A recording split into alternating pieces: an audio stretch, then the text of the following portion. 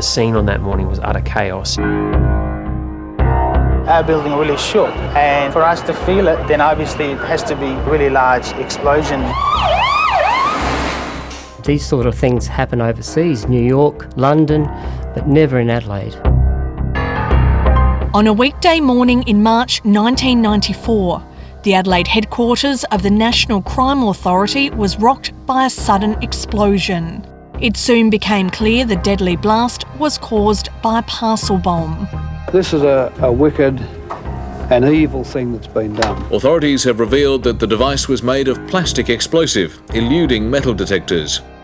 The bomb killed Detective Sergeant Jeffrey Bowen and severely injured his co-worker Peter Wallace. What had happened was whoever had created the bomb had painted the insides of the box with red phosphorus. So when the zippy box ignited, the box itself became the bomb. Today, almost 3 decades on, the bomber was finally brought to justice. Today, Dominic Perry has finally been held accountable for the terrible crimes he committed in 1994.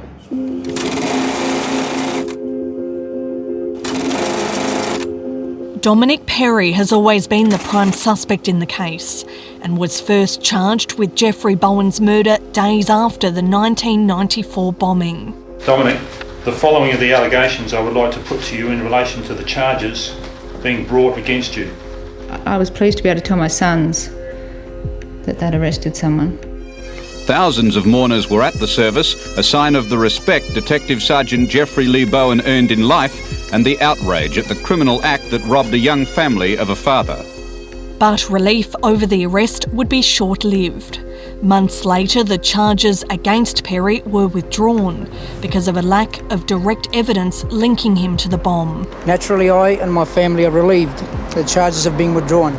Major crime have always been, from South Australia, have always been very open with me, and they said probably nothing would happen unless evidence came to light. 61-year-old Dominic Perry appeared in the Adelaide Magistrates Court this afternoon.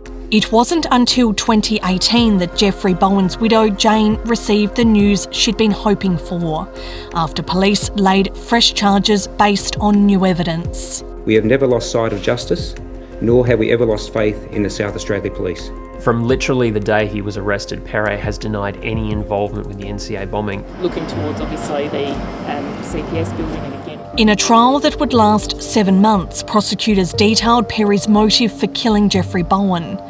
Court reporter Sean Fuster has closely followed the case. The entire prosecution case is hinged on this idea that Perret had a seething blood hatred of police officers and authority, that he was borderline paranoid about them.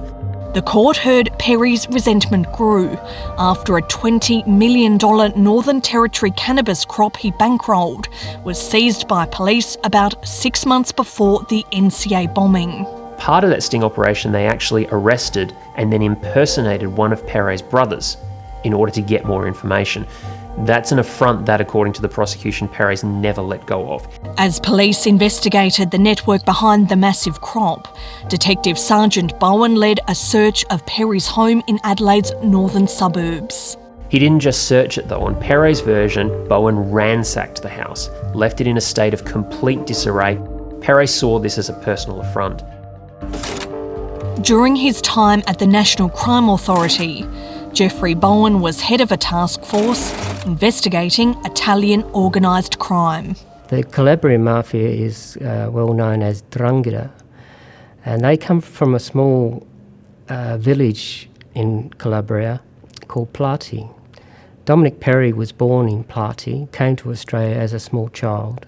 When asked about 'Ndrangheta, he almost laughed and says, "I don't even know what the word means." So he's denied being a member. Despite his denial, the court heard the Perrys were one of the main Calabrian Mafia families. An expert witness said the search, as well as other perceived slights to family members, would have been considered disrespectful and a challenge to his honour. But the key evidence came from Perry's former cellmates. For the first time, Perret had to actually meet living, breathing witnesses who were prepared to say, "I heard you say this," or "you said that," or "you gave me a description of the bomb and I was able to draw it on a piece of paper afterwards as a result." The defence said the witnesses were unreliable and argued one of Perry's acquaintances could have been responsible for the blast. Despite a lack of DNA evidence linking Perry to the bomb, today the judge ruled it had been proved beyond reasonable doubt he made and sent it. Mr Perry maintains his innocence in relation to the bombing. We will review the judgment. We're not in any position to speak about it now. It's 500 pages and we'll make decisions from that. Today's guilty verdict will allow us to move forward, knowing the individual who caused Jeffrey's death, amongst other serious crimes, has finally been convicted. Perry was also found guilty of the attempted murder of lawyer Peter Wallace, who was badly injured in the blast. As a result of the bombing, Dad lost his great mate Jeff.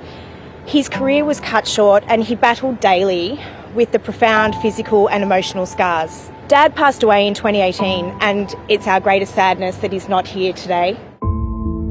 For those whose lives were changed by the bombing, today's verdict brings welcome closure. I think it's just going to bring relief that it's finalised. Justice has been served for Jeffrey and for Peter Wallace.